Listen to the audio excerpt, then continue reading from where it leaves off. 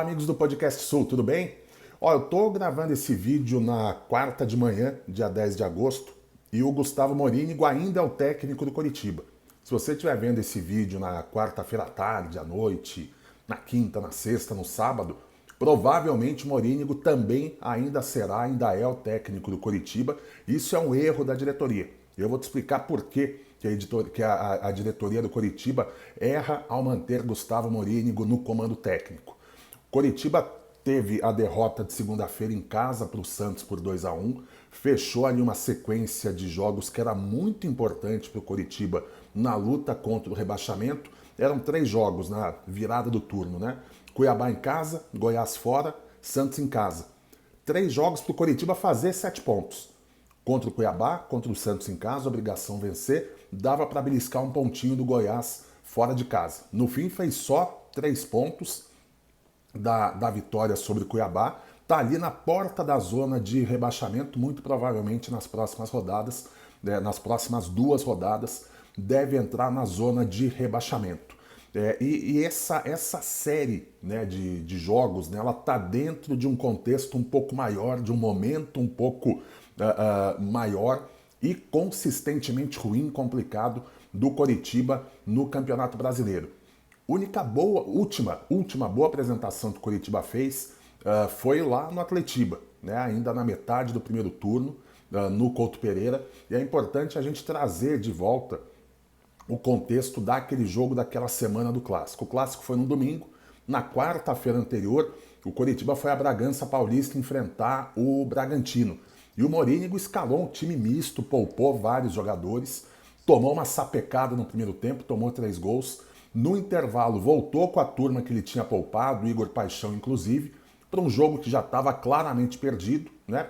Perdeu o jogo, né? Porque a derrota já havia sido encaminhada no primeiro tempo, quando o time tomou 3 gols. Desgastou os caras, que ele foi para lá com a intenção de poupar, e voltou para o Clássico com a obrigação, se impondo uma obrigação de vencer, porque ele, inclusive, tinha ali feito, sacrificado deliberadamente, conscientemente, o jogo anterior para chegar inteiro no Clássico contra o Atlético. Coritiba jogou melhor no Clássico, amassou o Atlético, criou muitas chances, perdeu muitas chances e perdeu o jogo lá no final. Aquele pênalti do Rafael Willian no Vitor Roque, depois teve aquele lance do Pedro Henrique com o Léo Gamalho, que o Coritiba reclamou pênalti, o Luiz Flávio de Oliveira nem quis ver o VAR, acabou o jogo logo na sequência. Mas enfim, ali o Coritiba perdeu para o rival e depois dali, né, você tem claramente uma perda de rumo da equipe do Coritiba, né? Então vamos ver aqui, revisitar rapidamente como que foi a vida do Coritiba depois daquele clássico contra o Atlético. Os jogos que o Coritiba ganhou contra o Fortaleza e o Cuiabá, ganhou jogando mal, né? O Fortaleza foi arrumar aquele gol heróico do José Hugo já nos acréscimos.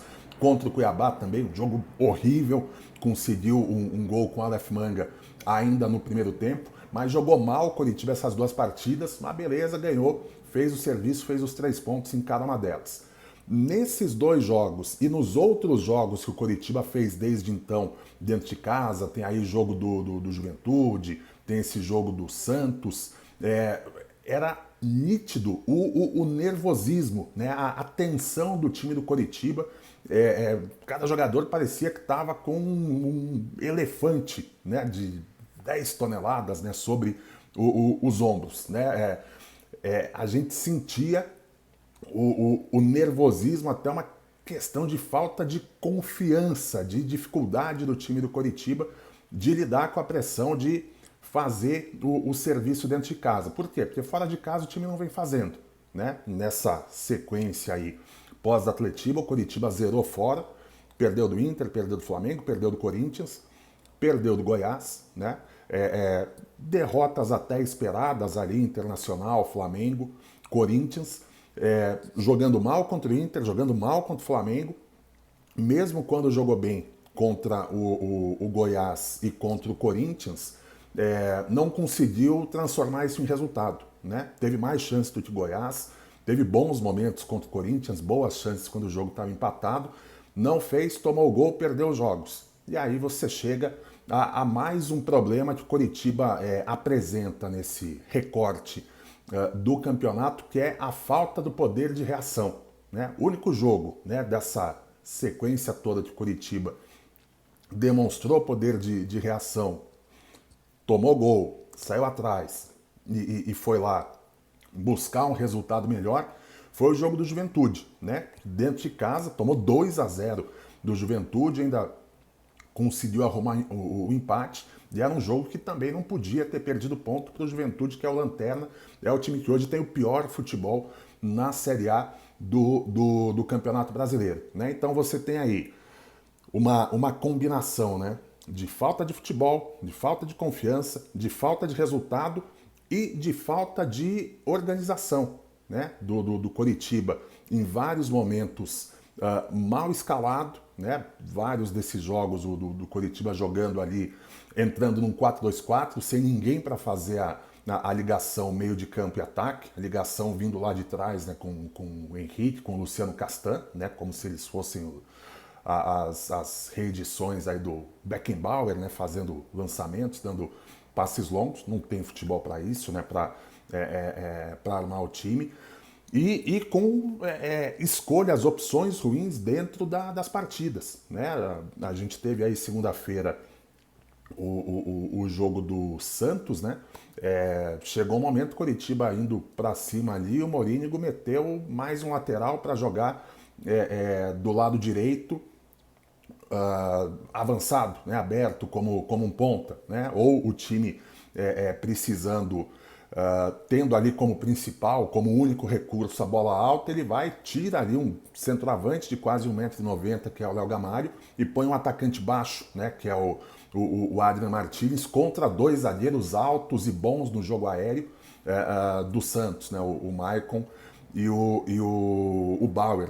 Né? Então, você tem escolhas claramente ruins do Morínigo, e no momento do campeonato em que o Coritiba teve tempo para treinar, teve tempo para recuperar jogador, né? Então, de novo, pegando lá do Atletiba até agora o jogo do Santos, exceto ali Flamengo, que foi num sábado, Corinthians numa quarta e Cuiabá na segunda-feira seguinte, o Coritiba teve sempre uma semana para treinar entre um jogo e outro, para treinar, para recuperar jogador. E mesmo essa sequência aí, pô, jogou sábado, jogou quarta, jogou segunda-feira, né? Teve ali 3 jogos de intervalo, pelo menos entre um jogo e outro, né? Então, no momento em que o Coritiba precisava, né, tirar bons resultados, né? Teve aí Juventude, Cuiabá, Santos, Goiás, né? Teve tempo para treinar, teve tempo para recuperar jogador. O que a gente foi vendo foi um time se desmanchando, né? Piorando no aspecto técnico, piorando no aspecto tático, piorando no aspecto emocional. Tá? Então, diante disso, eu não consigo ver condições de o Morínigo virar essa chave, reverter esse quadro, fazer com que o Coritiba se aproxime daquele Coritiba do começo do campeonato. Ah, beleza, não vai ter Andrei, não vai ter Igor Paixão, não tem aquela injeção de ânimo de quem acabou de sair de um título estadual, mas se aproximar pelo menos do que jogava lá no começo do campeonato, vai ter condição de reverter o que hoje é o caminho natural do Coritiba. Pelo que o Coxa está jogando, o caminho natural dele é entrar na zona de rebaixamento, não sair de lá e cair para a Série B. Precisa reverter, quebrar essa tendência. E, no momento, a forma mais confiável de quebrar essa tendência é trazer um técnico novo e já, nesse momento. Coritiba tem 2 jogos agora complicados, Atlético Mineiro em casa, Fluminense fora, 2 jogos em que o natural é você zerar, é você não marcar ponto nenhum, porque são 2 times que estão lá no alto da tabela, jogam outro campeonato, um campeonato diferente do campeonato do Coritiba. Se você traz um técnico agora, você dá aquela injeção de ânimo, né, dos jogadores querendo mostrar serviço para o chefe novo, que de repente você pode transformar isso em algum ponto inesperado em 2 jogos em que o caminho natural é zerar, e aí você vai muito mais forte para a sequência que vem logo depois, que essa é a sequência em que o Coritiba vai decidir a vida dele no campeonato. Tá? Pega o Avaí em casa, pega o América fora, pega o Ceará em casa, pega o Botafogo fora, pega o Atlético Goianiense em casa. Nesses jogos, meu amigo, o Coritiba tem que fazer 12, 13 pontos pelo menos. É tudo confronto direto, né? Em casa nem se discute, tem que ganhar. E vai precisar ganhar um jogo fora também. E tem que ser nessa sequência, nessa série, tá? Porque senão depois, aí é só pedrada. Aí é São Paulo fora, é Palmeiras fora, é o Bragantino em casa, é o Atletiba fora, é o Internacional em casa. Aí você vai fazer jogos potencialmente confronto direto, mas todos fora. Fortaleza, Juventude e Cuiabá lá na última rodada. E entremeado, né, por 2 jogos em casa contra Flamengo e Corinthians, talvez brigando pelo título. Né? Aí a gente já está falando de antepenúltima e penúltima rodada do Campeonato Brasileiro. Então o Coritiba tem que resolver a vida dele agora. Esses 5 jogos, né, entre o Fluminense e entre o São Paulo, são jogos para o Coritiba mudar a sorte dele no campeonato. Nesse momento, nesse ritmo que o Coritiba vem vindo consistentemente desde a derrota do Atletiba, o caminho do Coritiba é ir parar na Série B. Né? Morínigo não tem mais condições, não demonstra ter mais condições de virar a chave, de mudar esse rumo do Coritiba. Por isso, a diretoria do Coritiba erra ao manter Gustavo Morínigo, e cada dia a mais que ele permanece no comando do Coritiba é uma chance que diminui do Coritiba jogar a Série A em 2023. Valeu, gente. É isso. Obrigado pela companhia de vocês. Ó, não esqueçam aí da Santíssima Trindade do YouTube, né? Inscrevam-se no canal, deem o like para fortalecer o Podcast Sul. Compartilhem também o vídeo. Levem a mais amigos, mais torcedores, seja do Coritiba, do time que for, essa análise sobre o momento do Coritiba aqui no Podcast Sul. Valeu, abraço.